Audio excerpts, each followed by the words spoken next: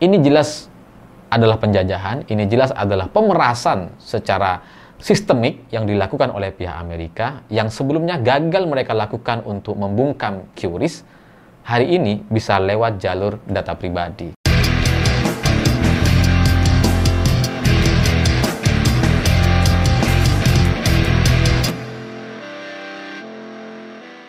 Selamat malam semuanya. Setelah White House atau Amerika memberikan rilis resmi terkait kesepakatan antara Indonesia dengan Amerika, di mana salah satu poin pentingnya adalah Indonesia harus memberikan kepastian untuk mentransfer data pribadi dari Indonesia ke Amerika, itu kemudian menimbulkan banyak sekali kritikan dan pemerintah dianggap menyalahi aturan, dianggap melanggar undang-undang. Dan ketika kritik-kritik ini disampaikan di banyak sekali media mainstream, dan kita bisa saksikan banyak pengamat dan orang-orang menyampaikan kekhawatirannya terkait transfer data pribadi dari Indonesia ke Amerika, setelah itu ternyata bermunculanlah buzzer-buzzer dari mana, entah dari mana gitu, yang kemudian memberikan satu argumentasi-argumen yang mungkin terlihat benar, padahal itu salah sama sekali. Karena para buzzer mengatakan data kita itu ya nggak berharga. Data kita itu sudah sejak lama diberikan ke Amerika. Karena ketika kita daftar Facebook, Instagram, Google, email, itu semua kita berikan gitu. Dari nama, tanggal lahir, alamat, kemudian nomor telepon, itu sudah sejak lama. Kenapa sekarang kalian protes gitu? Justru karena ini diatur sama Amerika, itu justru akan ya lebih baik. Ada juga para buzzer-buzzer receh yang mengatakan ya data kita itu kan udah biasa bocor. Jadi kalau kemudian dikelola sama Amerika, ya semoga setelah itu lebih baik, lebih nggak bocor. Pokoknya banyaklah opini atau argumentasi para buzzer yang seolah-olah mereka meyakini bahwa itu benar, padahal sebenarnya itu fatal sekali gitu. Saya awalnya nggak tertarik untuk merespon komentar atau argumen para buzzer, sampai kemudian hari ini saya membaca bahwa pernyataan Airlangga sebagai menteri itu opininya atau pernyataannya persis sama seperti yang disampaikan oleh para buzzer. Bentar. Ini gimana? Ini emang begini ya narasinya? Emang ada arahan seperti ini atau gimana gitu? Karena ya kalau buzzer yang bilang kita bisa tutup mata lah. Tapi kalau Airlangga sebagai menteri, sebagai orang yang melakukan negosiasi langsung dengan pihak Amerika, menyampaikan hal yang serupa, ini kayaknya bahaya sekali gitu. Karena kemungkinannya dua gitu. Yang pertama, apakah Airlangga coba membodoh-bodohi kita gitu ya, supaya kita ini dianggap nggak tahu, ya udahlah dibodoh-bodohin aja gitu. Termasuk presiden coba dibodoh-bodohi sama Airlangga Hartarto, yang pertama. Yang kedua, jangan-jangan Airlangga Hartarto tidak paham konsekuensi dari kesepakatan yang sudah terlanjur dia lakukan selama ini dengan Amerika. Kalau dia berniat untuk membodoh-bodohi kita, membodoh-bodohi presiden, membodoh-bodohi orang lain, oke lah gitu ya. Itulah politik. Kejam memang gitu. Tapi kalau dia tidak tahu konsekuensi dari kesepakatan yang sudah terlanjur dia selesaikan beberapa waktu lalu, ini bahaya. Karena ya ini akan berdampak kepada kita semua gitu. Apa yang disampaikan oleh Airlangga Hartarto bahwa data kita selama ini itu sudah mengalir ke Amerika, ke Google, Amazon, dan sebagainya, itu adalah data-data yang selama ini dilindungi sama undang-undang kita. Ya meskipun datanya sudah kita sampaikan kepada mereka, kita harus isi formulir dan sebagainya, ya kan? Tapi dalam undang-undang kita melindungi data yang sudah kita setorkan tadi. Ada undang-undangnya, sehingga kalau perusahaan seperti Amazon, Google melakukan pelanggaran atau menyebarnya atau menggunakannya untuk kepentingan pribadi atau kepentingan pemerintah Amerika atau pemerintah negara lain, itu kita bisa protes karena kita punya undang-undang perlindungan data pribadi. Jadi nggak bisa disamakan kalau kemudian Airlangga bilang itu data kita juga sudah mengalir lama, nggak bisa disebut mengalir. Karena kita punya hak, kita punya undang-undang perlindungan data pribadi. Sehingga perusahaan pemerintah asing tidak boleh kemudian menggunakan data WNI semena-mena atau sesuai dengan kebutuhan atau kepentingan pribadi mereka. Entah untuk alasan apapun lah, pokoknya nggak boleh gitu. mau itu alasan intelijen, keamanan, ekonomi, dan seterusnya, nggak boleh sama sekali. Karena ya itu berada di wilayah perlindungan data dan hukum kita. Nah, kalau data ini kemudian ditransfer ke Amerika, dan kemudian yang paling penting ini adalah adanya pengakuan dari pihak pemerintah Indonesia terkait yurisdiksi dengan perlindungan setara, inilah yang kemudian berbahaya. Karena pada akhirnya nanti Amerika bisa menerapkan undang-undang mereka sendiri. Mereka punya undang-undang gitu terkait pelindungan data pribadi di wilayah yurisdiksi mereka. Sehingga kalau WNI datanya sudah berada di wilayah yurisdiksi Amerika, ya Amerika bisa mengenakan aturan hukum yang berlaku di sana. Dan secara otomatis undang-undang kita, undang-undang perlindungan data pribadi jadi nggak ada gunanya, atau dalam bahasa lain ya nggak berlaku.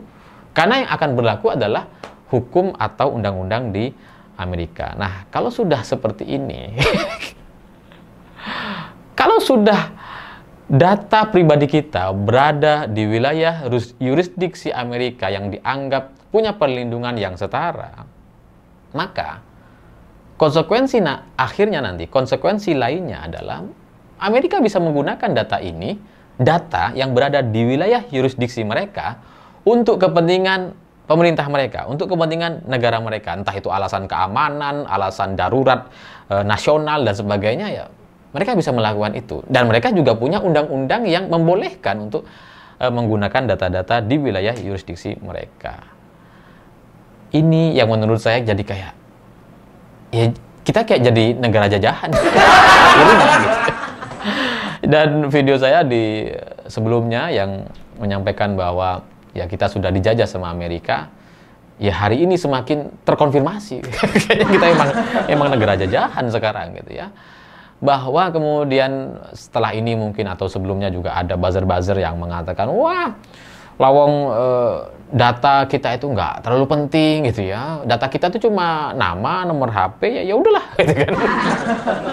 Nggak apa-apa kok gitu ya. Kalaupun bocor ke Amerika itu nggak ada untung-untungnya kepada mereka, dan kita juga tidak dirugikan katanya. Terus kalau soal alamat, nomor telepon ini juga teman-teman kita juga tahu kok gitu ya. Jadi kalau pemerintah Amerika tahu atau Amerika jadi punya data kita, nggak ada masalah katanya.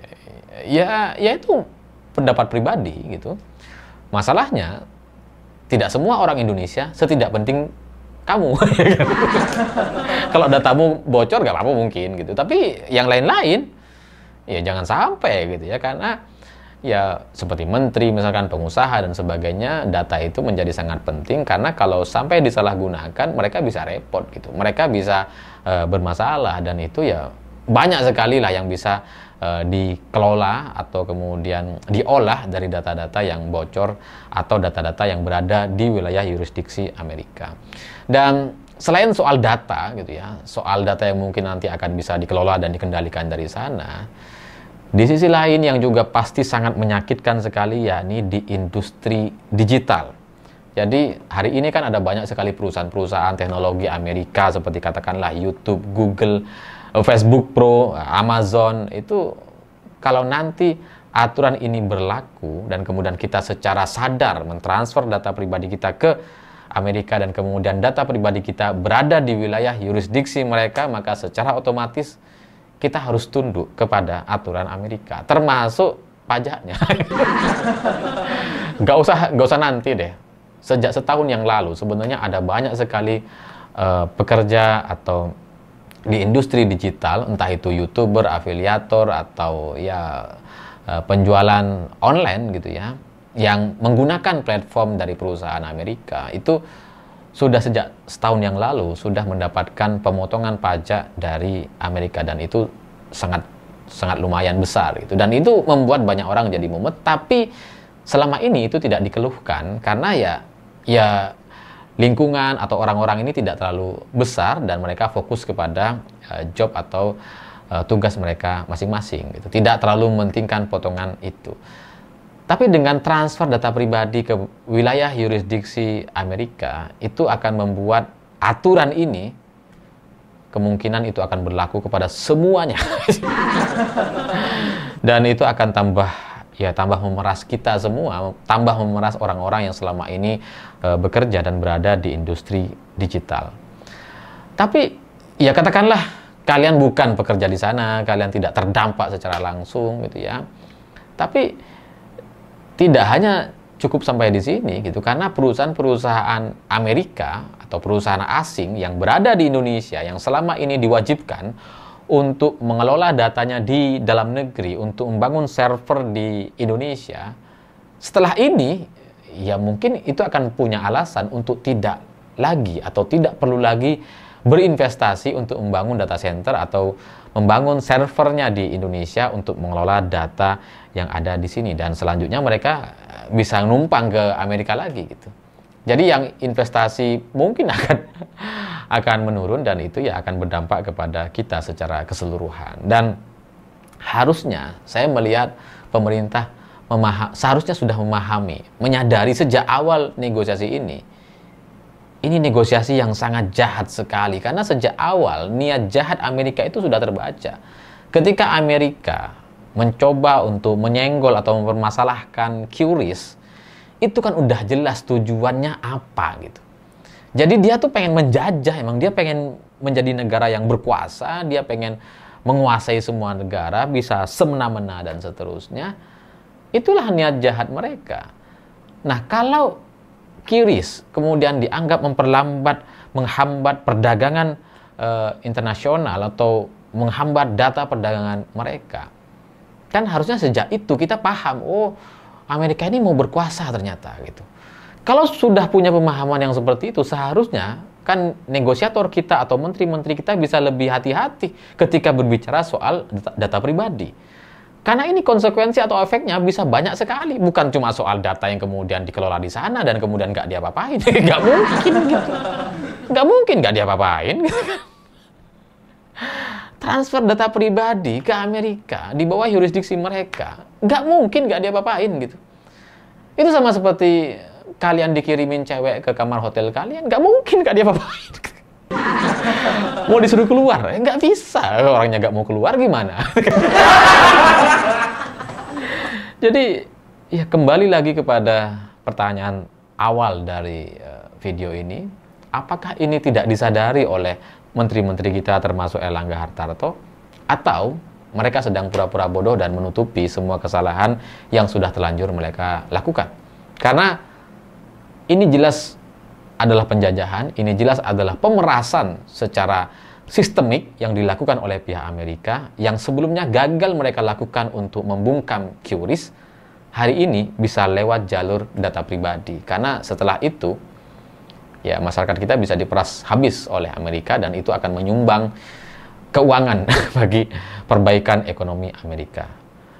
Ini adalah sebuah kesalahan yang seharusnya tidak termaafkan, dan bahkan reshuffle pun rasanya terlalu murah atau terlalu lemah sebagai sebuah konsekuensi dari sebuah kebijakan yang sangat-sangat memalukan seperti ini. Saya pikir itu. Terima kasih sudah menonton. Begitulah kura-kura.